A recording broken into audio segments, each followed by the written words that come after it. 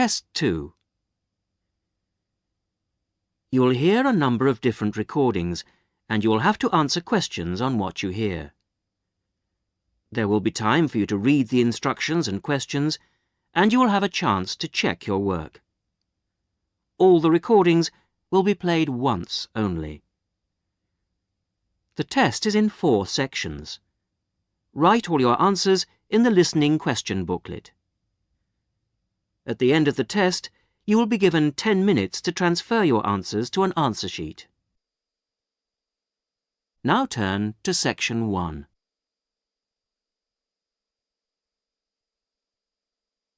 Section 1. You will hear a conversation between the receptionist of a language school and a student who has just arrived for the first morning of his English course. First, you have some time to look at questions 1 to 5.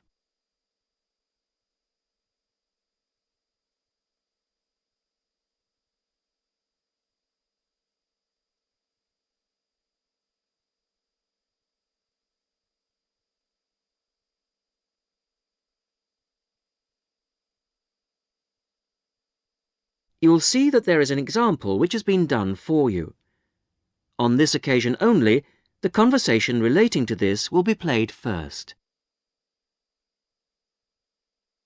Sorry to keep you waiting. Well, firstly, let me give you this booklet. It tells you a bit more about the school, the courses and the social activities we offer. Now, on the first page, there's an outline of this morning's activities. There, you see.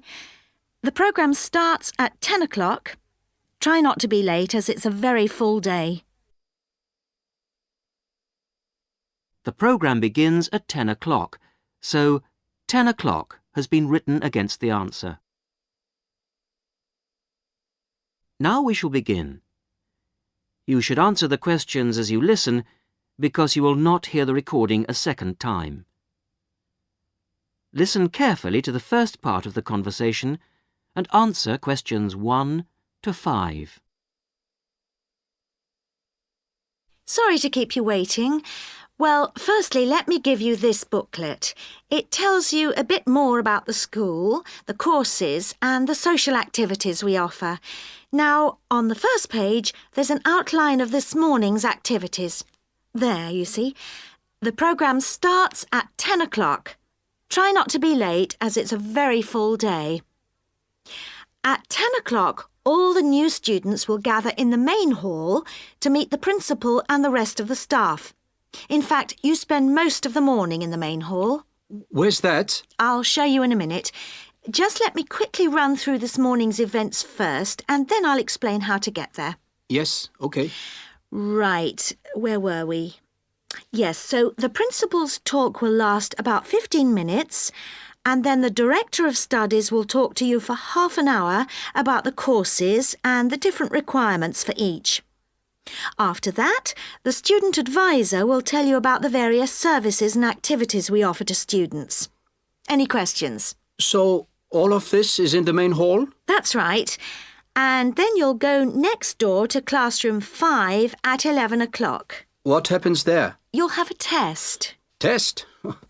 I don't like the sound of that. What sort of test? Oh, it's nothing to worry about. It's just a placement test to help us find your level of English so that we can put you in the right class. It won't last long. You now have some time to read questions 6 to 10.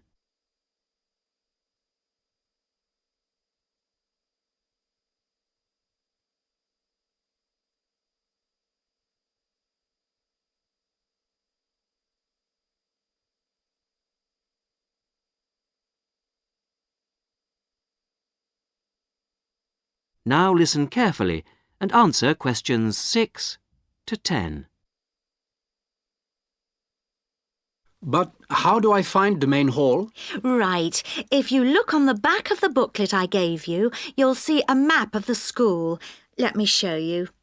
Look, you came in through the main entrance here, and now we're here at reception. Now, to get to the main hall, you walk on to the end of this corridor in front of you, and then you turn left. Walk along past the language laboratory and then past the library, which is next to the language lab on the same side, and facing you is the main hall at the end of the corridor. You can't miss it. So it's next to the library, in fact. Yes, that's right. I should be able to find that. And do you have a computer laboratory? Yes, we do. Could you tell me where that is? Certainly, yes.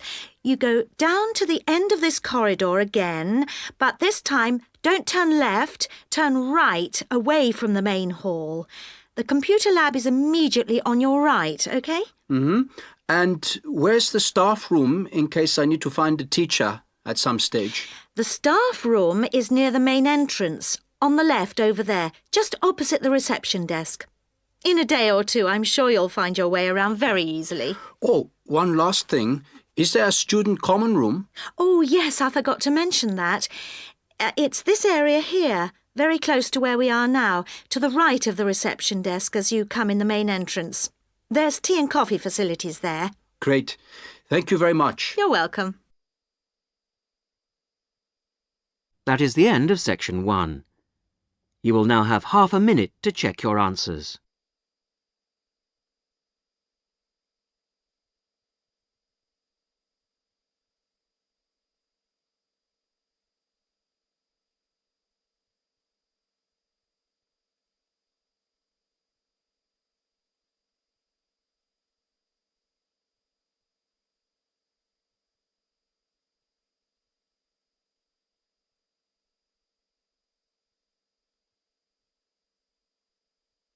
Now turn to section 2.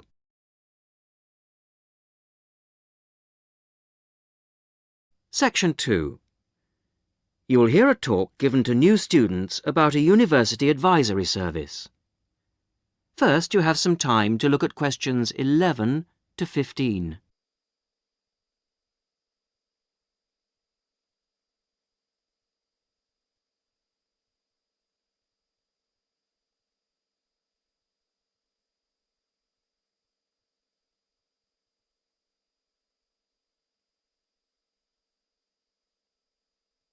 Now listen carefully to the first part of the talk and answer questions 11 to 15. Hello, everybody, and welcome to this informal meeting about the University Helpline.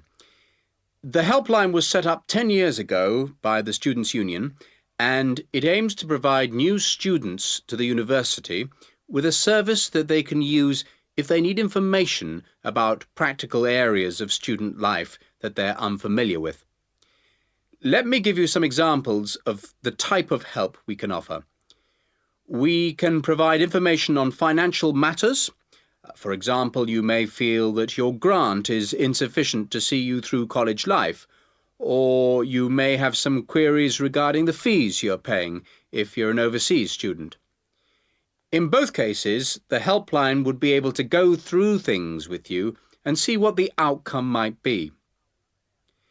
Another area we can help with is what we generally term the domestic area, things such as childcare and the availability of nursery provision, for example, come under this.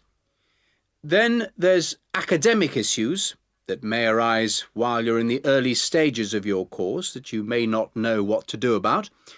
You may wish to know more about essay deadlines, for example, or how to use the library. There are all kinds of questions you will find yourself asking and not knowing where to get quick answers from.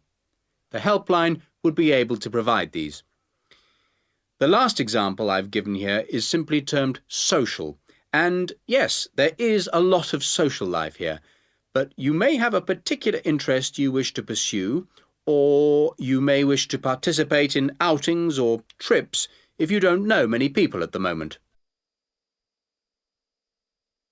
Before you hear the rest of the talk, you have some time to look at questions 16 to 20.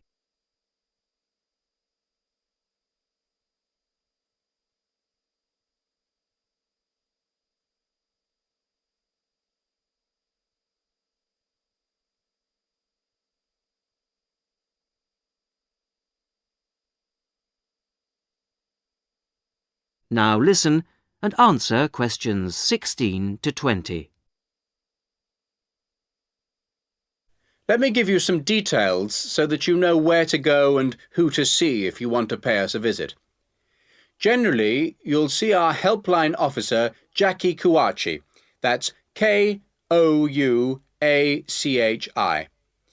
Jackie is a full-time employee of the Student Union, and she works in the Student Welfare Office. That's the office that deals with all matters related to student welfare, and it's located at 13 Marshall Road. I have some maps here for those of you who haven't been there yet.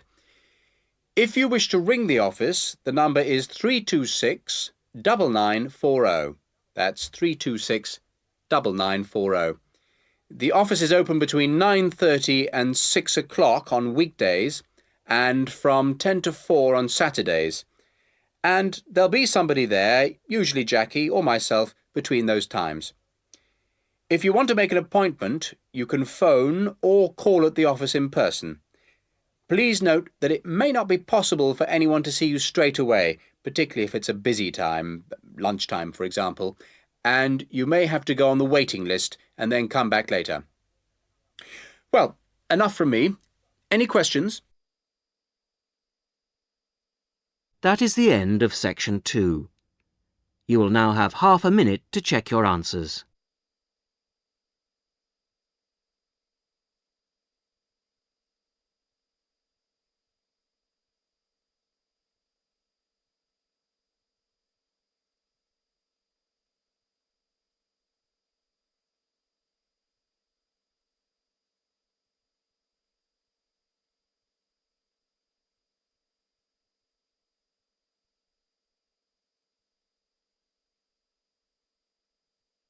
Now turn to section 3.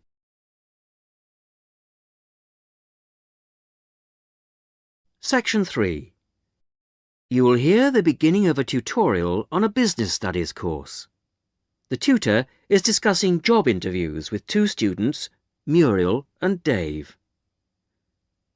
First, look at questions 21 to 24.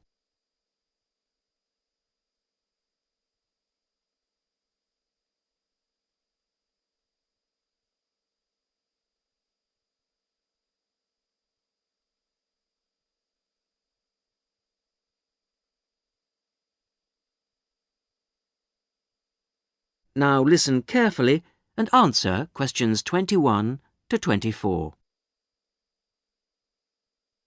Good morning. Good morning. Morning. So, we've looked at various aspects of staff selection this term and I think by now you should be beginning to see how much more there is to it than just putting applicants through a short interview or asking the right questions. Yeah, absolutely. So, I think you should be ready for today's tutorial on matching the person to the job. We're going to talk today about the importance of choosing that all-round right person. Right, so we have to put ourselves into the role of the manager or supervisor. Yes, and then we're going to imagine how different applicants would fit into the team or group they have to work with. We'll look at some examples later. It's just theoretical at the moment. Yes. The point is, you can select someone, even a friend, who has all the right qualifications, degrees, certificates, whatever. You can also check that they have a lot of experience, that they've done the sort of tasks that you want them to do in your office already, in a similar environment. But if they start work, and you realise that they just don't get along with everybody else, that, say, they've got sharply contrasting views on how something will work, well, with the best will in the world, you may be backing a loser. Wouldn't it be just a question of company training, though? Not always, particularly in a team situation. And I think it's important to think in terms of that type of working environment. People have to have faith in each other's ability to carry out the task their boss has set them. They have to trust that everyone will do their part of the job. And you can't necessarily train people for this. But it's like trying to find out what someone's personality is like in a job interview. I mean, you just can't do that.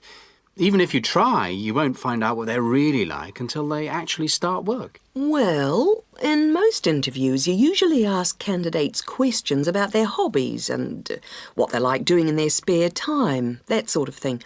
So, employers are already involved in the practice of, well, doing part of the task. But it doesn't tell you anything. It doesn't tell you if they're easygoing or hate smokers or whatever. Well, arguably, it does give you a bit of information about an applicant's character. Now look at questions 25 to 30.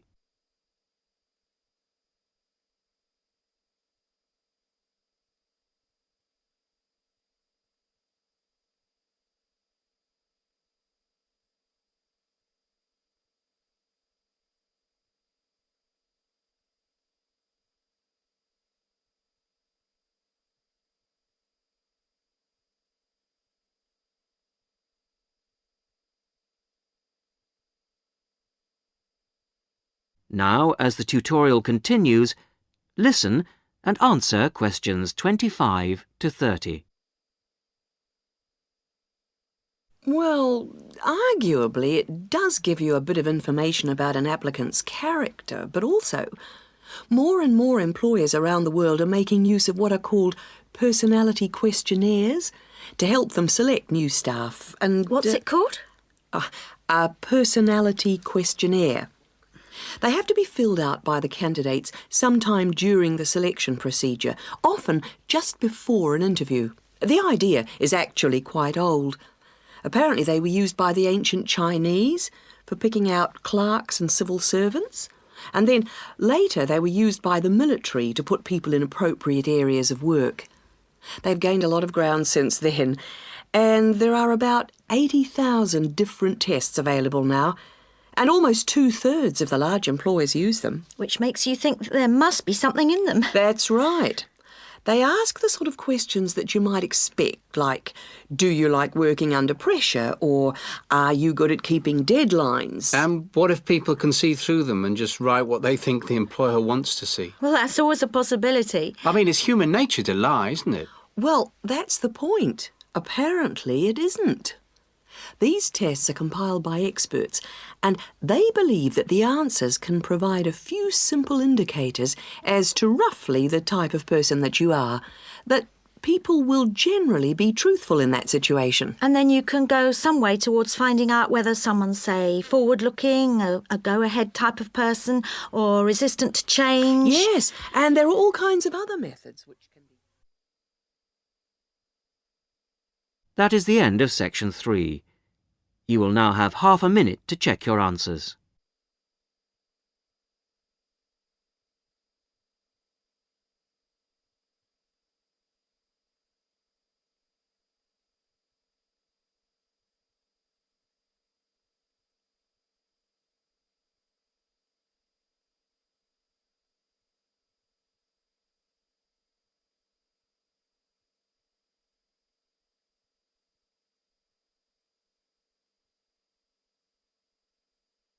Now turn to section 4.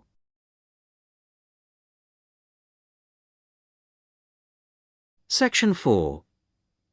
You are going to hear a talk given by a student to a tutor and a group of fellow students in a seminar.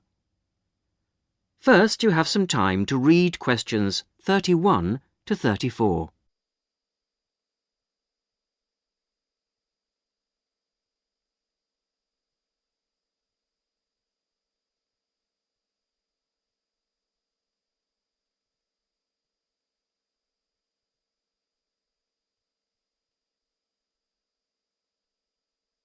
Now, as you listen to the beginning of the talk, answer questions 31 to 34.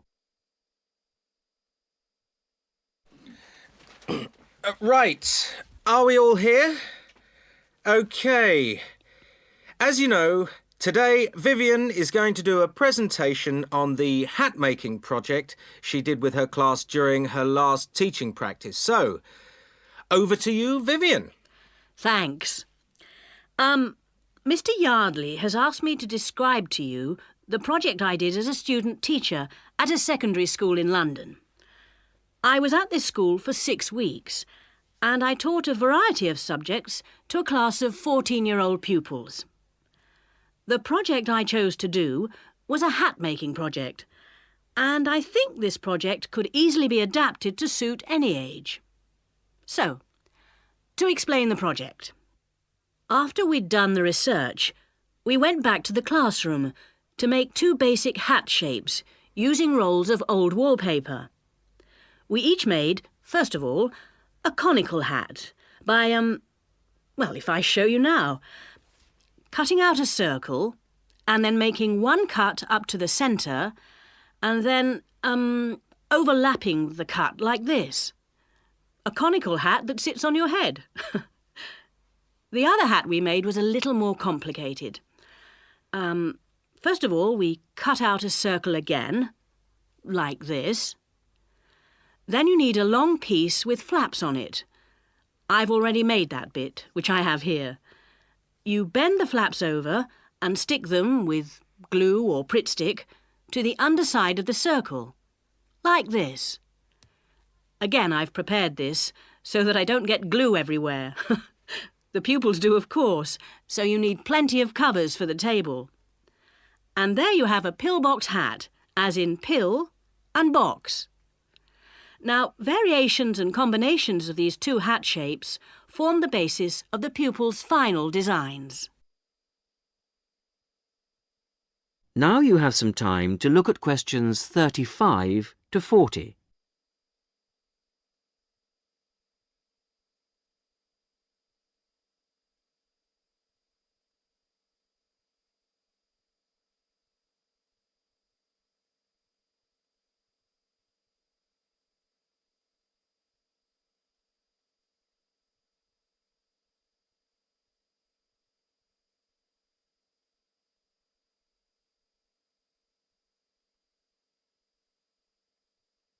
Now listen and answer questions 35 to 40. The next stage of the project was the design phase, and this involved, first of all, using their pages of research to draw a design of their hat on paper. That's the easy part. They then had to translate their 2-dimensional design into a form to fit their head. I encouraged them to make a small-scale, 3-dimensional hat first, so that they could experiment with how to achieve the form they required. And I imposed certain constraints on them to keep things simple. For example, they had to use paper, not card. Paper is more pliable and easier to handle. They also had to limit their colours to white, grey or brown shades of paper, which reflected the colours of the buildings they were using as a model for their hats. And they had to make sure their glue didn't show. Well, it was very enjoyable. And just to give you an idea of what they produced, I brought along 3 hats to show you. This one here is based on a circular stairway in an old building in London. It uses 3 pillbox hats, one on top of the other. This was designed by Teresa. Here's another one that has a simple strip going round the base of the hat, but has then gone on to add strips of paper that come out from the base and that meet at the top of the hat, rather like a crown, making a fairly tall hat. This was made by Muriel. And lastly, there's a combination of the pillbox or single strip around the base and then the conical hat shape on top to form a castle turret. This was made by Fabrice. And there are many more that I could have brought. Thank you, Vivian. That was most interesting. Now, what we can learn from this is that... That is the end of section 4. You will now have half a minute to check your answers.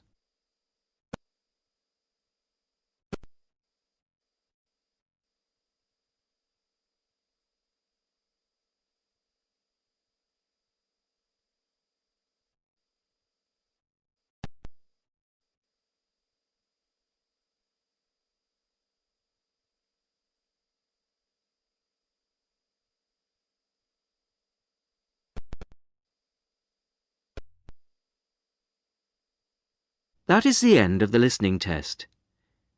In the IELTS test, you would now have 10 minutes to transfer your answers to the listening answer sheet.